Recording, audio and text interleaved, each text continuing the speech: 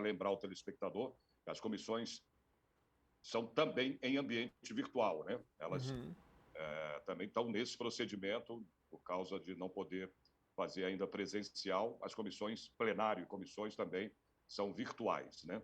Então, essa Comissão de Constituição, Justiça e Redação, do qual preside o deputado Mauro Bragato, né? Teve ontem 17 itens da pauta, né, que foram apreciados, né? E foram analisados para serem votados ontem na comissão, tá? Então, nós tivemos aí uma proposta muito importante, que é uma PEC, né? A PEC do delegado Olim, né?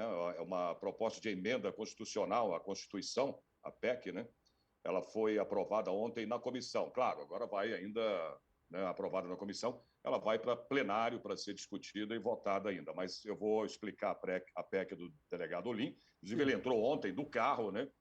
Agradecendo a todos virtualmente, agradecendo a todos os parlamentares, né, por terem aprovado na comissão essa PEC que é de suma importância, né, a medida acatada aí pelo órgão que essa PEC trata, né, que é uma categoria da Polícia Penal, viu, Jeremias? Certo. Os agentes penitenciários de escolta e vigilância penitenciária, né, agrupa essa categoria toda, né? É agrupado na categoria da Polícia Penal, né? Os agentes penitenciários, de escolta e vigilância penitenciária, além de outros cargos aí do setor. Por isso que o delegado ali estava muito feliz ontem, né? Ainda não foi definitivo, tem que ir para plenário, né? Para ser discutido, como eu falei agora, discutido e votado no plenário. Mas passou pela comissão ontem, foi aprovado. Além disso, mais 16 projetos também, entre projetos de lei e moções, que foram aprovados também ontem na reunião da Comissão de Constituição, Justiça e Redação. Então, vou explicar. Isso é um projeto que o Brasil inteiro,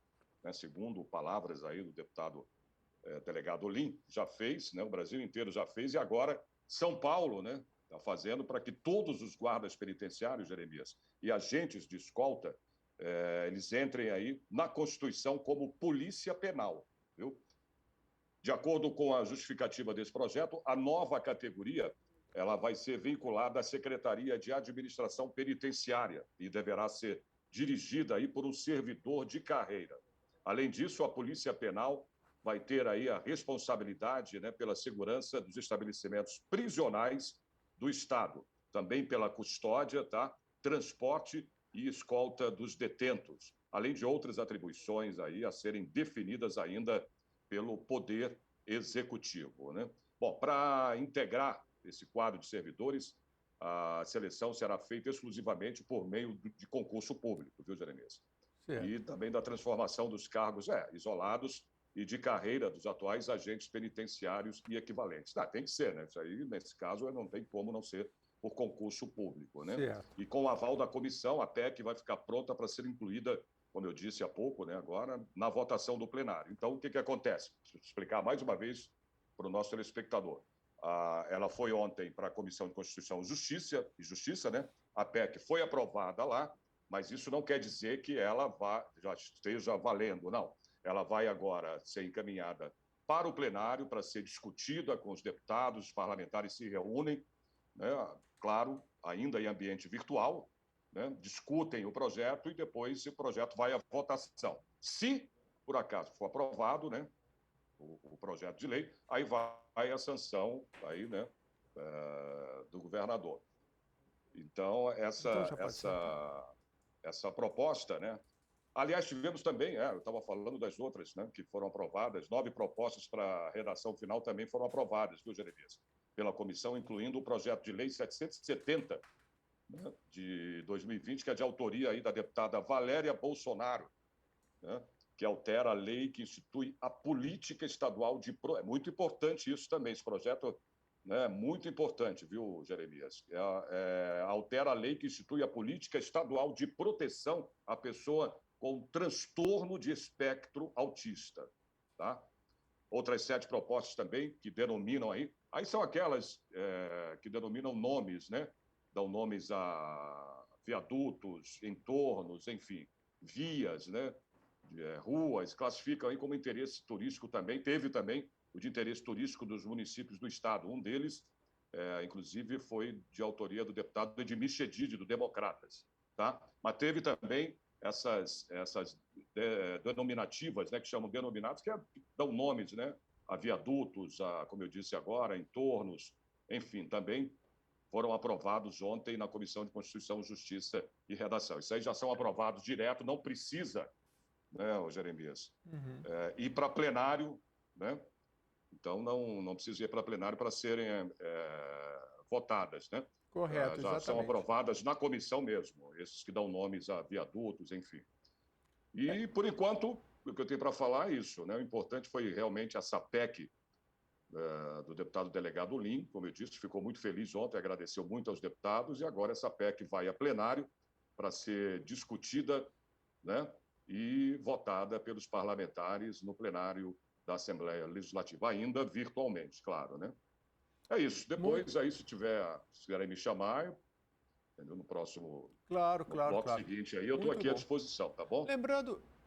Muito bom. Lembrando, claro, que a CCJR é a primeira comissão pela qual passa os projetos aqui no Parlamento Paulista. A gente agradece bastante Sérgio Everton aí, que volta aí com mais notícias logo mais para a gente. Muito obrigado, Sérgio.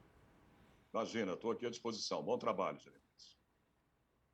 E olha, os deputados membros da Comissão de Saúde, uma das mais requisitadas neste momento de pandemia, se reuniram de maneira virtual para a escolha do presidente e vice-presidente da comissão.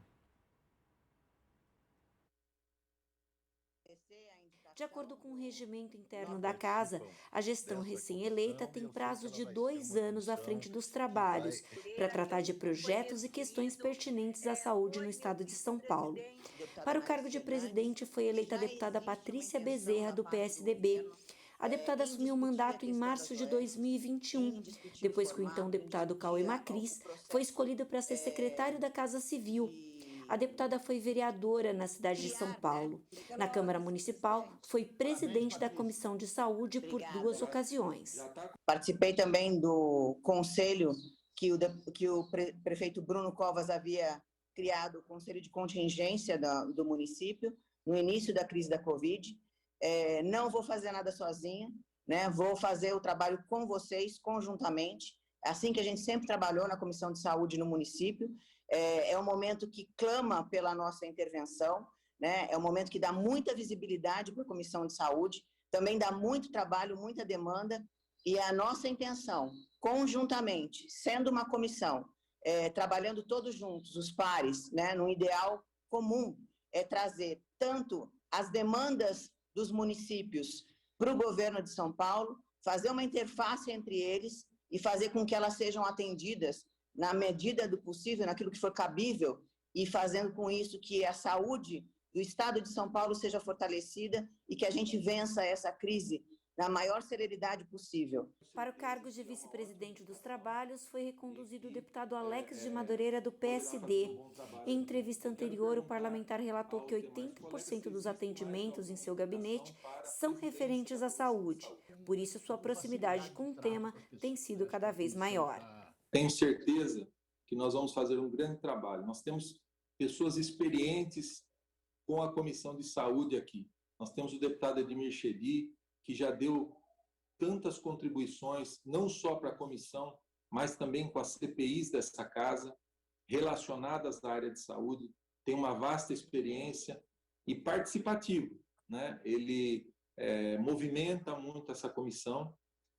A Taíde Teruel, um grande amigo, Edna Macedo, uma querida, o Caio França, não tem nem o que dizer, um deputado participativo, combativo, o André do Prado, com a sua forma de relacionamento também com os outros parlamentares, o deputado José Américo, com a sua peculiaridade, com seu conhecimento, e Itamar Borges, que vai nos deixar aqui na comissão, a gente sente muito por isso, e os demais colegas que fazem parte também dessa comissão. Tenho certeza, presidente, que a senhora terá um papel preponderante para que essa comissão caminhe, para que essa comissão tenha bons resultados, uma vez que nós estamos vivendo um momento difícil. A deputada Analice Fernandes, do PSDB, foi a presidente da comissão no biênio que acaba de encerrar. A parlamentar passou para a suplência dos trabalhos da Comissão de Saúde, em razão de ter sido escolhida a líder do partido na casa. A deputada ressaltou a parceria de todos os membros da comissão durante sua gestão. Um tema importante para que a gente continue esse debate dentro da nossa comissão, Patrícia, que são as OSs.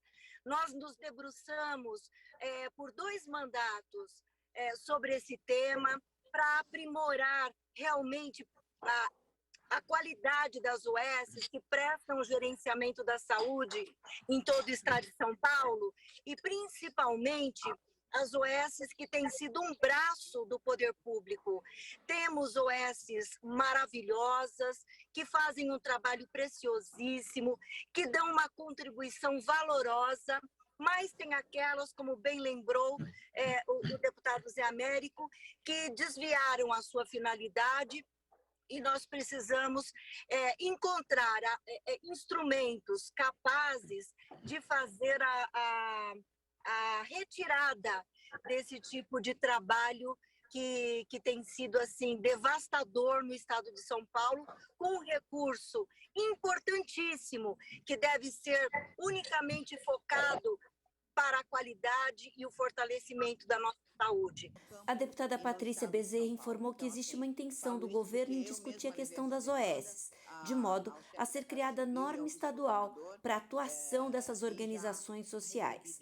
A parlamentar comunicou ainda que uma das primeiras medidas da sua gestão à frente da comissão será convidar o secretário estadual da Saúde, Jean Gorenstein, para que o secretário possa prestar esclarecimentos quanto às ações da pasta, conforme determina a Constituição do Estado de São Paulo.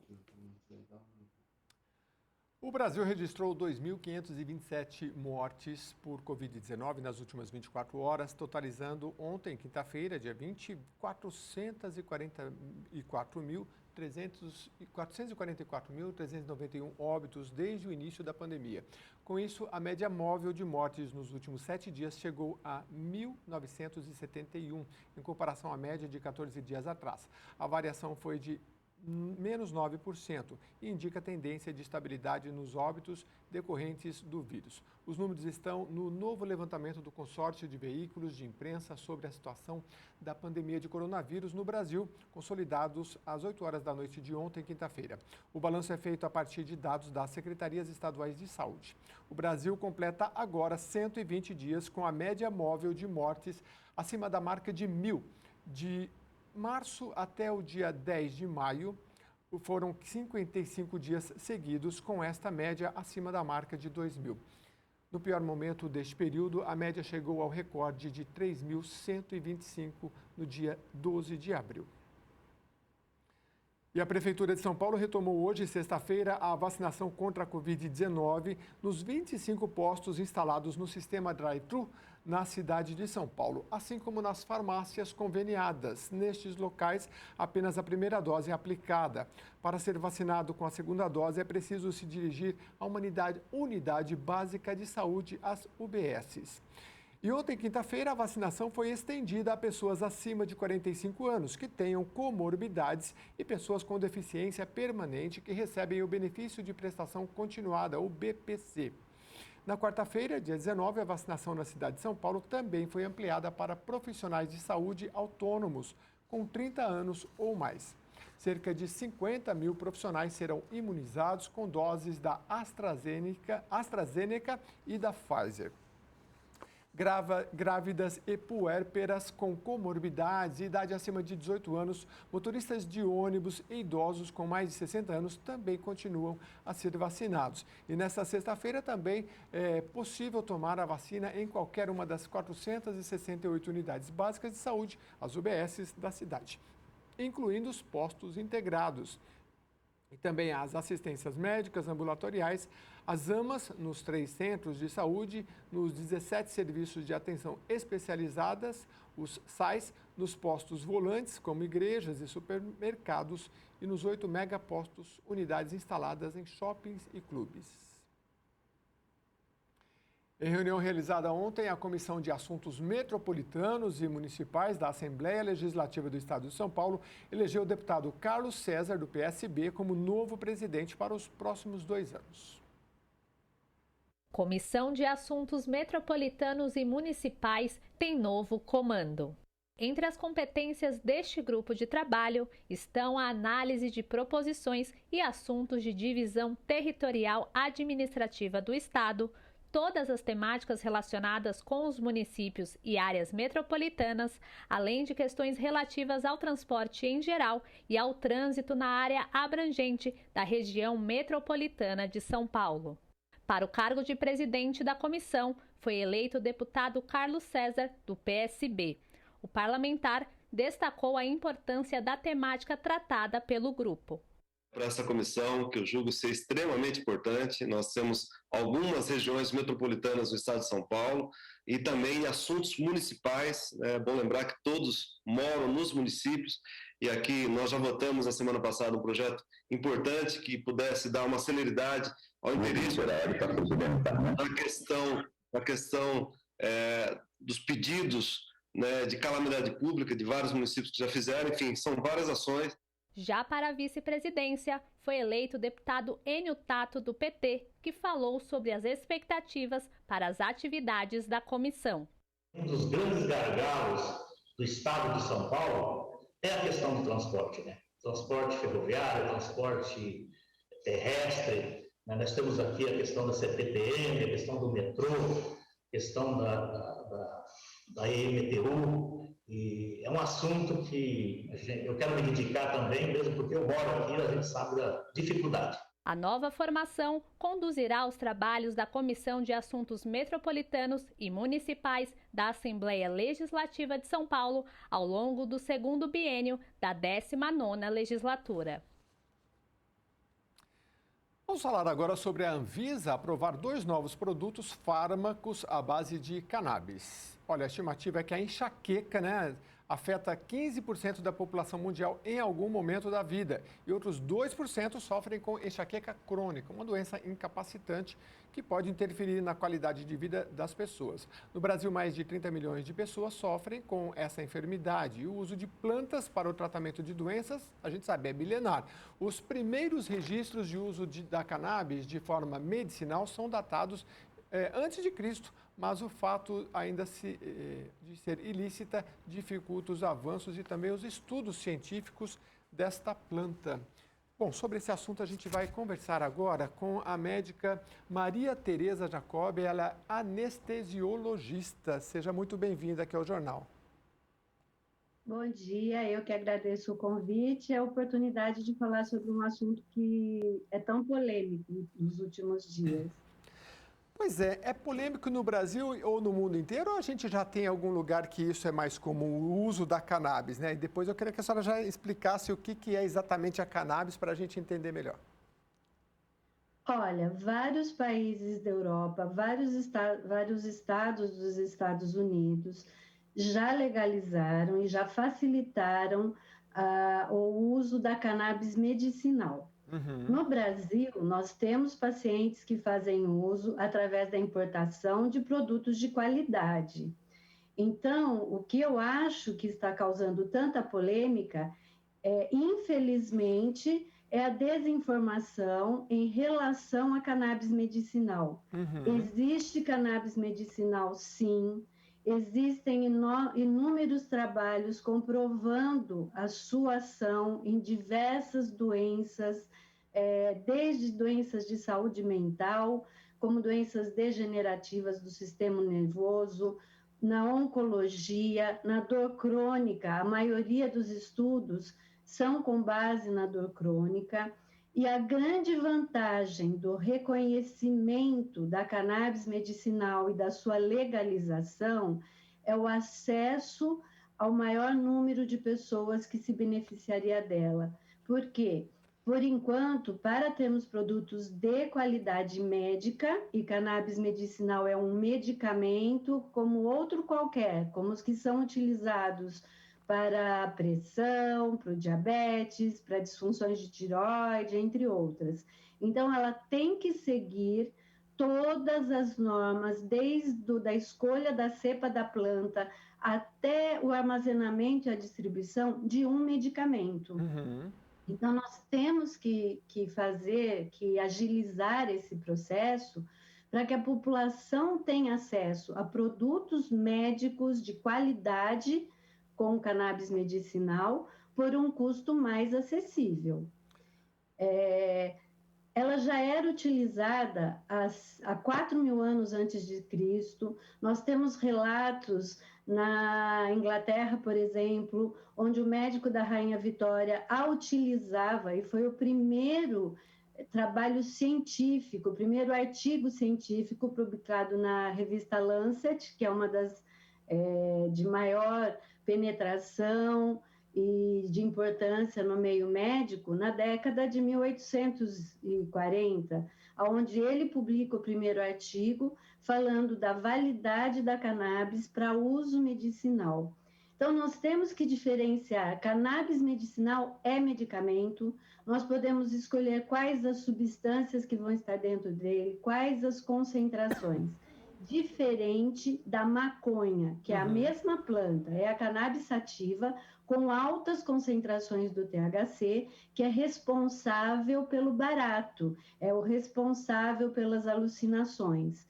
O CBD, que é um dos outros canabinoides mais conhecidos, ele consegue reverter um pouco essa ação do THC, anular um pouco, e, ao mesmo tempo, você pode ter produtos que contenham, sim, THC em doses controladas, para que nós tenhamos o efeito medicinal sem esse efeito adverso. E até produtos sem a presença de THC. Então, eu acho que o mais importante no momento é esclarecermos que existe cannabis medicinal, sim, ela é um medicamento, ela vai beneficiar milhares de pessoas. E o que nós temos que ter são produtos de qualidade médica, produtos de qualidade farma, a um preço mais acessível, para que nós possamos beneficiar uma parcela bem maior da população. Doutora, no Brasil, a notícia aqui diz que autorizou 2 novas. Já existe alguma modalidade que é autorizada no Brasil e essas vêm adicionar ou não? Sim, nós já, teoricamente, nós já temos produtos que podem ser adquiridos em farmácia, que foram aprovados. São produtos importados, que desde que você passe por um médico especialista em medicina canábica, ele veja qual a sua patologia, qual o seu perfil, escolha a medicação mais adequada para você. Se for um desses produtos, você vai comprar a sua medicação diretamente na farmácia.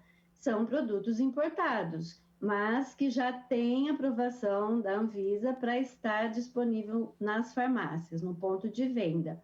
Os outros são adquiridos através da importação, depois que o paciente preenche um processo na Anvisa. Esse processo vai ser julgado e, hoje em dia, é rápido a liberação, a autorização da Anvisa para a compra do produto. Em cerca de 7 a 10 dias, o paciente já tem essa aprovação e aí ele efetua a compra pelo próprio site. Lógico que esses produtos sairão por um custo maior, porque nós estamos falando em compra em dólar, transformada para o valor real, para o valor do real. Pode ser parcelado, mas existe o valor em dólar, existe taxa de importação, tudo isso é que vai levar a um custo bem maior. Como é que é esse medicamento, doutora? É um comprimido, é uma injeção, é líquido, é sólido? Fora do país, existe a possibilidade dele ser inalado através de vaporizadores que tem um controle de que temperatura esse produto vai ser, de a que temperatura esse produto vai ser vaporizado, justamente para que as concentrações do THC não aumentem substancialmente. Certo. E existe também a apresentação em supositórios fora daqui. No Brasil, nós já temos a apresentação em comprimidos, em solução oral, em tinturas, que se usa sublingual, e a apresentação tópica, que tem uma validade muito grande para os casos de dores localizadas, como artrites, osteoartrose, esse tipo de patologia. A gente abriu aqui falando da enxaqueca, né? Mas então o uso da cannabis, pelo que a senhora estava falando, é mais abrangente em relação à dor e dor crônica? Sim, não só em relação à dor e à dor crônica, mas em outras patologias. Por quê? Nós temos no nosso organismo um sistema chamado sistema endocannabinoide. Então, nós produzimos substâncias que atuam nos receptores desse sistema para reequilibrar o organismo. Qual é a diferença básica em relação aos outros sistemas? Esse sistema funciona sob demanda. Ele só entra em ação quando aquele órgão, aquela região encontra-se em desequilíbrio. Nós produzimos as substâncias, elas vão atuar nesses receptores, restabelece esse equilíbrio orgânico e imediatamente essas substâncias são degradadas porque elas não têm mais função. Quando existe um estado de doença, é porque esse sistema está hipofuncionante. Então, o que nós temos que fazer? Estimulá-lo. A cannabis possui mais de 500 substâncias ativas, entre eles mais de 100 canabinoides, que é o CBD, o THC, e aproximadamente mais 120 conhecidos, que vão interagir com esses receptores, tratando de restabelecer o equilíbrio orgânico. E esse sistema, ele é amplamente distribuído pelo organismo. Ele está em todos os tecidos, em todos os sistemas, inclusive na pele. Então, nós temos a indicação desde tratamento de doenças neurodegenerativas como Parkinson, esclerose múltipla, Alzheimer, outras doenças degenerativas do sistema nervoso, doenças de saúde mental, ansiedade, depressão, pânico, para as quais a prescrição aumentou muito depois da pandemia, porque isso aumentou na população mundial, insônia, doenças do sexo feminino, do aparelho feminino, onde esse sistema é muito amplo, doenças de pele, desde psoríase até tratamento de melanoma, doenças decorrentes do tratamento do câncer, como neuropatias periféricas, náuseas, vômitos, assim como cada vez mais estão surgindo evidências científicas de que ela tem ação antitumoral, ou seja, ela ajudaria a regredir células tumorais sem afetar as células íntegras, o que faria com que ela fosse um bom coadjuvante no tratamento antitumoral, no tratamento da quimioterapia, no tratamento da radioterapia. Doenças oculares, como o glaucoma. O THC, que é tão discutido, ele diminui a pressão intraocular. Sabemos também que o CBD, ele diminui os níveis de colesterol, os níveis glicêmicos, a hipertensão. Então, você vê como é muito mais amplo do que a gente imagina e como essa medicação vai ser importante como coadjuvante ou, muitas vezes, como um tratamento isolado. Nas dores crônicas, existem estudos em fibromialgia, que é uma doença extremamente debilitante, na enxaqueca, como você mesmo acabou de dizer, nas doenças, síndrome de intestino irritável, cólica menstrual, em todas as dores crônicas, ela tem uma indicação e estudos que comprovam isso. Doutora, a classe médica está bem já preparada para receitar isso ou ainda é preciso mais entendimento? Porque no Brasil, pelo que eu estou entendendo, há algum produto, mas a Anvisa aprovou agora e tem que chegar, demora, é um processo, né? Em relação à classe médica, os médicos estão preparados ou há necessidade de se estudar mais a respeito disso para se prescrever, enfim? Olha, em relação à classe médica, infelizmente também existe esse estigma em relação à cannabis entre muitos colegas. Porém, nós já temos alguns especialistas que estudam, que fazem sua formação, para poderem prescrever com segurança. Porque a cannabis medicinal, como todo medicamento, ela pode ter interação medicamentosa com os outros medicamentos que o paciente tome. O sistema endocannabinoide, na minha opinião, é um dos sistemas mais difíceis da gente entender e estudar. Ainda existem muitas coisas em pesquisa do porquê que ela atua assim. Então, o médico realmente tem que ter uma boa formação para fazer uma prescrição segura e eficaz. Essa prescrição tem que depender tanto da patologia que o paciente apresenta para indicar a cannabis medicinal, como o próprio perfil do paciente. É assim que nós vamos escolher. Existem alguns cursos, se fala mais hoje em dia, existe até curso de pós-graduação, com diplomatura e tudo na área de sistema endocannabinoide e medicina canábica. Então, a única coisa que eu digo para os colegas é: você tem que fazer uma boa formação se você quiser prescrever, porque não é um fitoterápico, é um medicamento com indicações diversas, com ações diversas no organismo, e vai depender do seu conhecimento para que o seu paciente realmente seja beneficiado com o tratamento. Em relação a outros medicamentos, o que se pode dizer sobre as contraindicações? Porque tudo dá um efeito, como a senhora acabou de falar, né?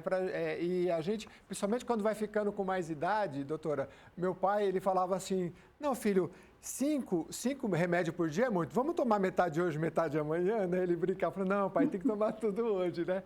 Então, assim, é preciso ter um conhecimento da medicação muito profundo, né? Saber quais medicamentos o paciente já está tomando, né? Por isso que eles perguntam: você já toma alguma coisa? E o médico olha. E aí, contraindicação, porque tudo dá uma contraindicação, depende da pessoa, né? O que se pode dizer disso? Olha, atualmente, a única restrição mesmo que se faz, mas com ressalvas, seria na paciente gestante e na paciente que está amamentando. Por quê? Porque não se tem um segmento e um estudo específico em gestantes. Então, como todos os outros medicamentos, vai aparecer lá: é desaconselhável o uso em gestantes e puérperas amamentando. Em crianças, você vê que tem indicação, e é o que está resolvendo os casos de epilepsias raras, refratárias a tratamento, autismo. Então, você também tem que saber que na criança o cérebro está em formação. Então, você vai ter que escolher muito bem quais os componentes da cannabis o medicamento vai poder ter. Em relação aos pacientes polimedicados, que nós chamamos, e como você disse, se seu pai tomava 5, ele estava bem no lucro, dependendo da faixa etária dele.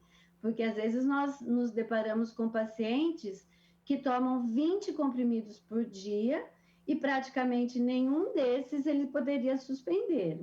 Então, basicamente, o médico tem que ter o conhecimento dessas medicações. Sempre o paciente tem que falar: eu tomo isso, isso e isso, para que ele possa escolher uma combinação de canabinoides e as outras substâncias presentes na planta, terpenos, terpenoides, adequadas para aquele paciente e para que ele faça um... Muito bem, eu vou pedir só um segundo para a doutora. Olha só, você vai acompanhar a partir de agora, pela TV, a reunião especial da Comissão de Fiscalização e Controle, e o nosso jornal segue pelo YouTube.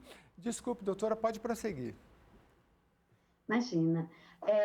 Então, o que a gente tem, o que o profissional médico tem que ter consciência é que existem interações medicamentosas, sim, como com qualquer outro medicamento. Então, nós temos que avaliar o caso do paciente, ver quais os medicamentos que ele toma e fazer os controles periódicos adequados para que ele tenha uma boa resposta com menos efeitos colaterais ao tratamento. Se você seguir essa linha, você não vai ter nenhum comprometimento grave, não existe nenhum relato de efeito adverso severo, grave ou letal pelo uso da cannabis medicinal. Mas o paciente tem que fazer, como em qualquer outra medicação, um controle periódico de provas de função hepática, controle das dosagens, dependendo dos outros medicamentos que ele tome, vai ser feito um controle das dosagens desses medicamentos no sangue, para saber se de alguma forma ou o medicamento não está alterando o metabolismo da cannabis, ou a cannabis não está alterando o metabolismo desse medicamento, fazendo com que a concentração daquilo que estamos administrando, tanto em termos de cannabis, como em termos do outro medicamento, não está aumentada ou diminuída. Doutora, desse rol de aplicabilidade da cannabis, existe alguma que dá para dizer, olha, ou para enxaqueca, ou para um problema específico, a cannabis é mais, um produto à base de cannabis é mais indicado?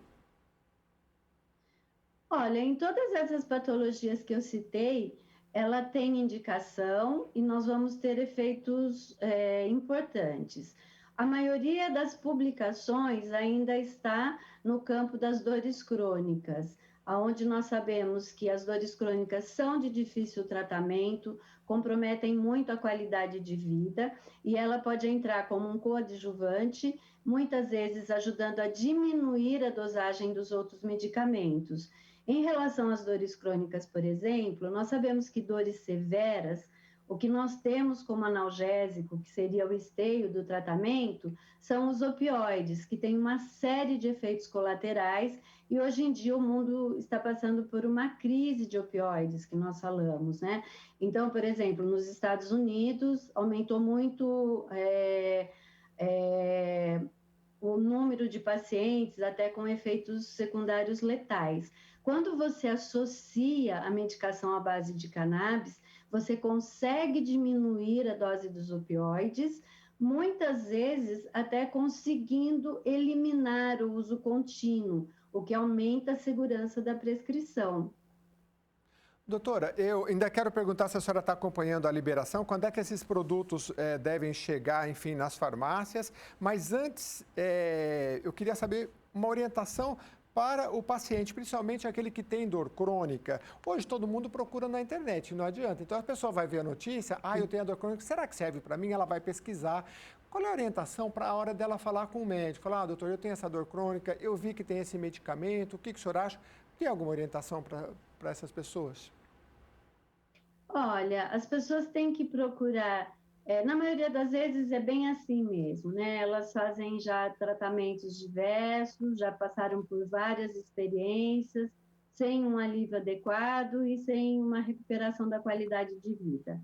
Então, mesmo na pesquisa pela internet, deve-se procurar especialistas, ver qual é a experiência do profissional, se ele, como que ele poderia entrar em contato, muitas vezes pelas próprias redes sociais, ele vai ter também a forma de entrar em contato com o profissional pela internet ou presencialmente, e ele tem que estar preparado para explicar e para dizer para o médico o que ele já fez de tratamento, o que ele está tomando naquele momento, quais as expectativas dele em relação ao uso da cannabis medicinal.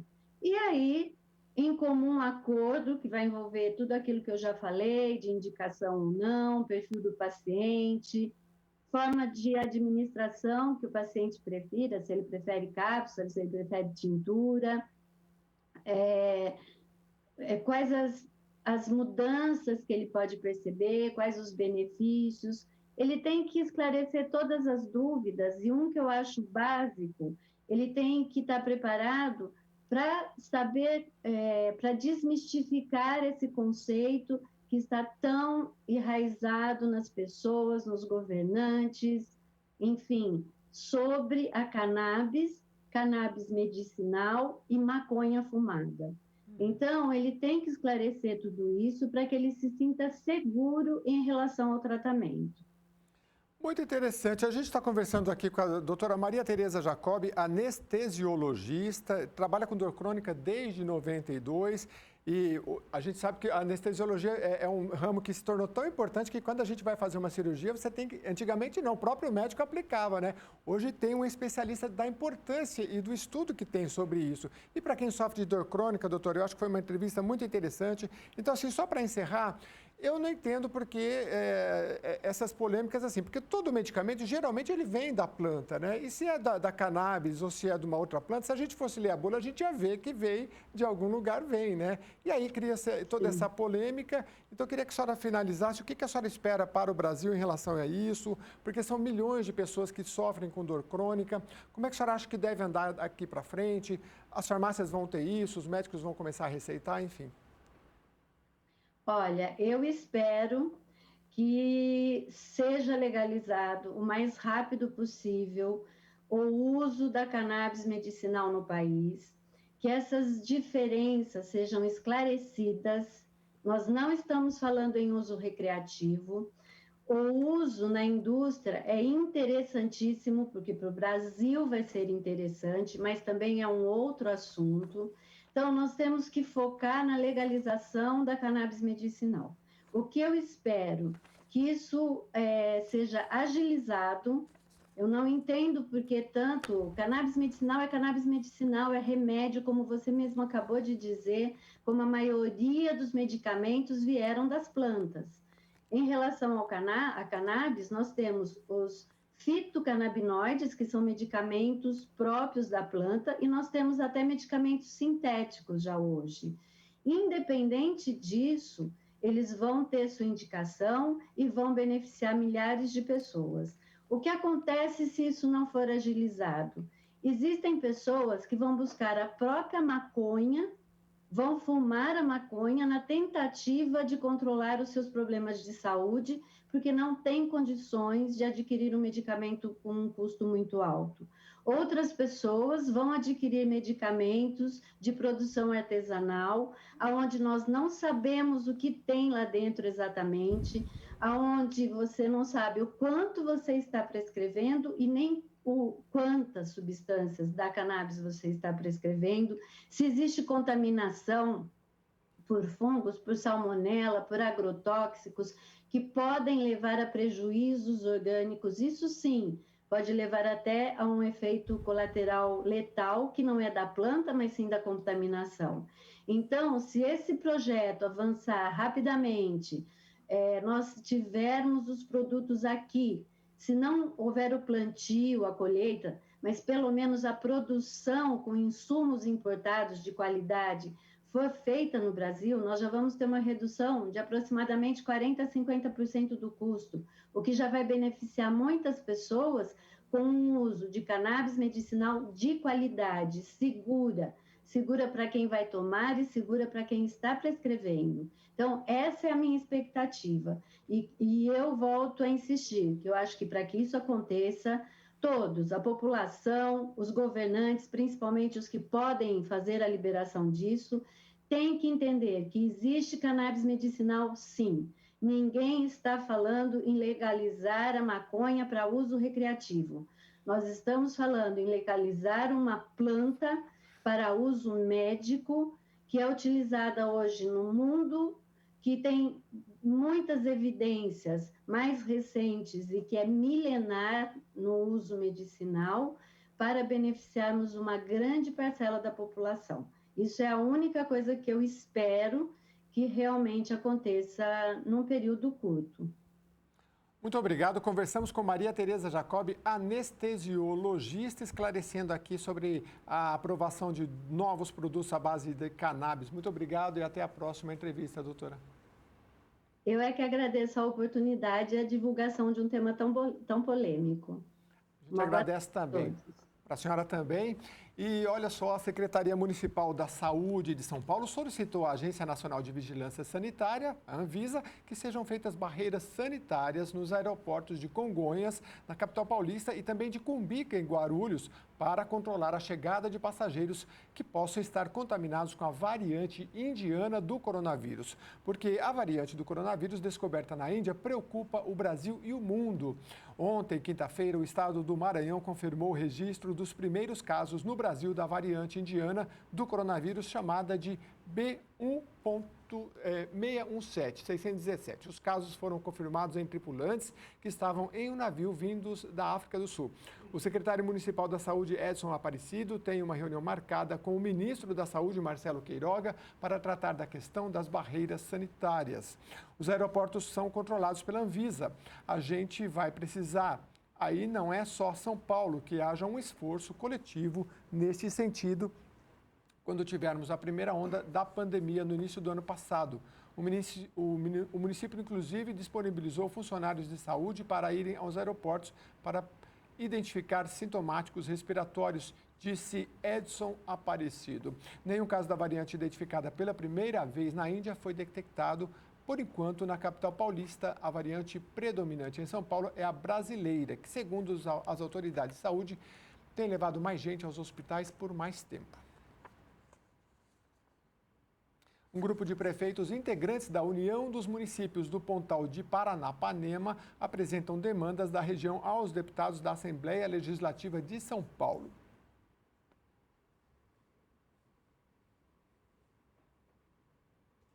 Prefeitos integrantes da União dos Municípios do Pontal de Paranapanema apresentam demandas da região aos deputados da Assembleia Legislativa de São Paulo. 33 cidades do Oeste Paulista compõem o consórcio Unipontal, com a finalidade de impulsionar o desenvolvimento no entorno. O prefeito de Presidente Prudente, Edi Thomas, do PSB, está à frente da associação. É uma das regiões mais distantes do estado de São Paulo. Nós estamos a 600 quilômetros, 700, 800 quilômetros, divisa Mato Grosso, divisa Paraná. São 33 cidades, 33 prefeitos, 33 presidentes de Câmara. Nós estamos fazendo, nesse momento, através do deputado, nosso presidente Carlão Pignatari, que fez esse chamamento para ouvir a demanda de todos esses prefeitos do Oeste Paulista, do Pontal do Paranapanema, das dificuldades que nós vivemos, dos problemas que nós enfrentamos, mas nós temos lá a maior solução, que é a terra. Nós produzimos muito, nós queremos produzir mais e precisamos do apoio dos nossos deputados, deputadas da Assembleia e do governo do Estado. O deputado federal do PV, Henrico Mizazzi, ressaltou que a parceria entre os municípios é fundamental para o crescimento do Pontal de Paranapanema. Embora nós tenhamos nos municípios um status mais elevado, grandes problemas exigem a união de municípios, como o Ed falou aqui. Os grandes problemas, onde se joga realmente o nosso desenvolvimento, o nosso destino, não vai ser resolvida no individualismo, como o deputado Reinaldo Augusto falou aqui.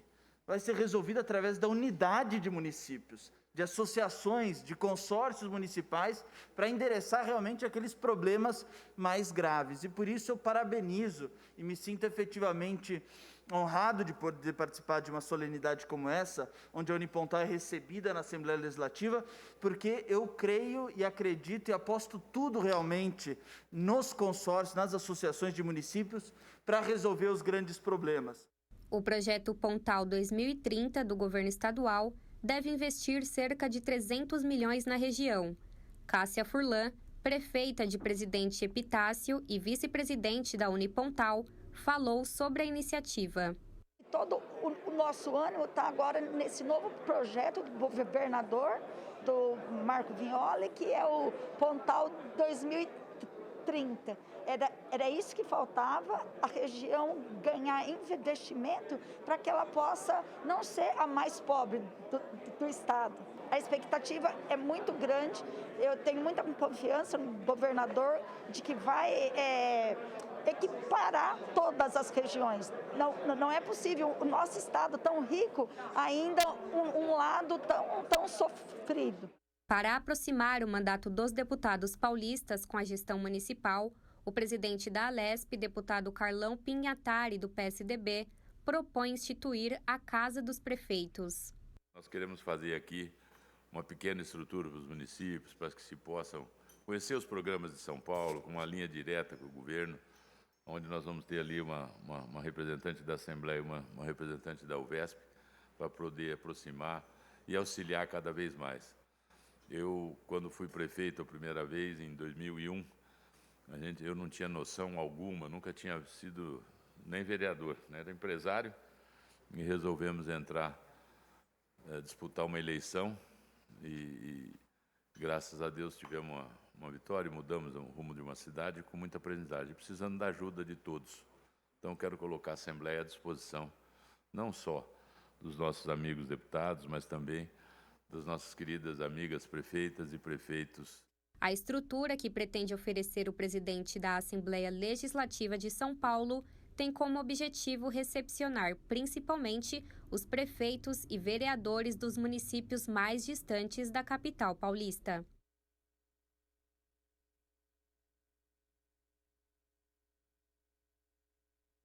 No Parlamento Paulista. E olha, após meses de aperto no caixa, as universidades federais terão alívio temporário nos seus orçamentos. O Ministério da Economia anunciou na semana passada a liberação de 2 bilhões e 600 milhões de reais para estas instituições de ensino. Os recursos vão ajudar a recompor o orçamento de gastos discricionários. Embora sejam definidos como não obrigatórios, os chamados gastos discricionários englobam despesas essenciais para o funcionamento de serviços públicos, como conta de luz, telefone, internet, água, material de escritório, combustível, manutenção dos prédios e também dos equipamentos. No caso das universidades, o pagamento de bolsas também é considerado despesa discricionária. E, segundo o governo, o dinheiro vem do remanejamento de programas que seriam custeados com emissões de títulos da dívida pública a serem autorizadas pela regra de ouro. A regra de ouro proíbe o executivo de se endividar para pagar as despesas correntes, como são chamados os gastos da administração pública para manter seus serviços em funcionamento. E o deputado Castelo Branco, do PSL, é autor do projeto de lei 727 de 2020, que tramita na Casa e institui a política estadual de estímulo e empreendedorismo do jovem no campo. O parlamentar argumenta que é fundamental a elevação da escolaridade do jovem empreendedor do campo e assim também a capacitação no mundo tecnológico e nas inovações no meio rural. Um dos princípios de maior importância é a promoção do acesso do jovem empreendedor ao crédito rural. O projeto de lei foi aprovado na Comissão de Constituição, Justiça e Redação e agora está na Comissão de Atividades Econômicas para apreciação. E um ato solene no Legislativo Paulista apresentou a recém-lançada Conferência Nacional Popular de Educação em São Paulo. Vamos conferir na reportagem de Melissa Araújo. A deputada professora Bebel, do PT, promoveu o ato solene que deu início à Conferência Nacional Popular de Educação em São Paulo. O objetivo da CONAP-SP é mobilizar setores da educação para cobrar do poder público uma educação abrangente, inclusiva, de qualidade e gratuita. Na abertura do ato, os participantes puderam ouvir as palavras do ex-ministro da Educação, na gestão da presidente Dilma Rousseff, professor Renato Giannini Ribeiro. Quero saudar a abertura da CONAP 2022, falar da importância dessa iniciativa, saudar em especial nossa amiga, professora Bebel, deputada estadual, batalhadora incansável da educação e todos aqueles que estão conosco nessa mesma luta. Quero lembrar que nem nos nossos piores pesadelos podíamos imaginar que esse governo federal ia ser tão avesso, tão contrário às causas nobres da educação. Mas eu penso que isso já se notava quando, no segundo turno, o então candidato Bolsonaro disse que pretendia retroceder o Brasil 50 anos e acrescentou, não em tudo, mas na pauta dos costumes. Costumes querem dizer o quê? Igualdade homem e mulher, igualdade branco, negro, indígena, igualdade heterossexual e LGBT, igualdade rico-pobre. Tudo isso é algo que realmente não passa muito pela garganta das pessoas que hoje estão no governo federal. É o que explica que a política deles da educação, para nós, fica difícil entender se ela está voltada diretamente a um desmonte ou se ela é inepta apenas. Recém-eleito presidente da Comissão de Educação, o deputado Maurici, do PT, falou do compromisso em trazer avanços para a área. Quero me referir à fala do ministro Renato Giannini e dizer que o presidente da República, Jair Bolsonaro, pode ser chamado de genocida, pode ser chamado de falastrão, pode ser chamado do que for. Mas uma coisa ele foi, e nós temos que ser justos com ele foi honesto. Ele foi honesto, pelo menos quando ele disse que ele não queria fazer nada, ele só queria destruir o que o PT fez. E aí foi muito feliz o ministro Renato Giannini ao dizer o que o PT fez. O PT fez muita coisa, mas o que de fato mudou nesse país foi tentar acabar com as desigualdades, certo? E é isso que a elite não tolera. E isso se faz por várias vias, mas se faz de uma forma mais duradoura e perene, em especial pela via da educação. É muito importante que nós retomemos isso nesse momento e levemos a cabo e adiante a ideia de uma educação verdadeiramente popular, que valorize os valores do nosso país, do nosso povo. Héctor da Silva Batista, presidente da União Paulista dos Estudantes Secundaristas, destacou os desafios da educação. Eu queria falar um pouco sobre essa questão, principalmente da falta de acesso à internet e da falta de acesso a aparelhos eletrônicos, né? Porque isso aqui é um dos grandes desafios que a gente já pensava sobre a conectividade dentro da escola, quando a gente falava de uma educação com mais tecnologia. Mas também, agora, dentro da pandemia, a gente tem dados aqui, como a gente construiu na nota técnica das nossas entidades, que mais de 7,5 milhões de estudantes em todo o país estão passando pela falta de acesso à educação, por conta principalmente da falta de internet, né? E a gente sabe que a falta de aparelhos eletrônicos já é um grande motivo para os estudantes não terem. Então, onde estão esses estudantes há mais de um ano? A gente vê cada vez e a cada dia a evasão escolar crescendo ainda mais. Onde estão esses estudantes? Porque mais de 1,4 milhões de estudantes sumiram dos dados do MEC de repente, de um ano para o outro. Para encerrar o ato, a deputada professora Bebel, que também é presidenta do Sindicato dos Professores do Ensino Oficial do Estado de São Paulo, a APOESP, fez considerações quanto a pontos importantes que não podem ser esquecidos no debate do CONAP. Eu acho que essa CONAP, essa versão da CONAP, né, num ambiente conturbado, segundo o qual nós estamos passando, eu acho que vem na direção de fazer o confronto e nós sairmos com uma síntese muito intensa dela, né? Porque nunca, eu tenho certeza, Heleno, que o ano passado, com a pandemia, acho que a gente debateu muito educação, muito, porque tinha as denúncias de que não tinha condições de participar da educação, porque, enfim, não tinha como voltar às aulas, porque não tinha segurança sanitária nos ambientes escolares, né? Porque, enfim, se forçou voltar às aulas em plena pandemia. Eu acho que durante a pandemia, eu tenho certeza que durante a pandemia, nós debatemos frontalmente a educação e quero dizer que retiramos propostas que, com certeza, nós vamos estar debatendo na CONAP, né? É como vamos ter uma educação. Primeiro, agora nós estamos nessa, o que ensinar e o que aprender em tempos de pandemia. O Jornal da Rede Alesp vai para um rápido intervalo. A gente volta daqui a pouquinho com mais informação para você.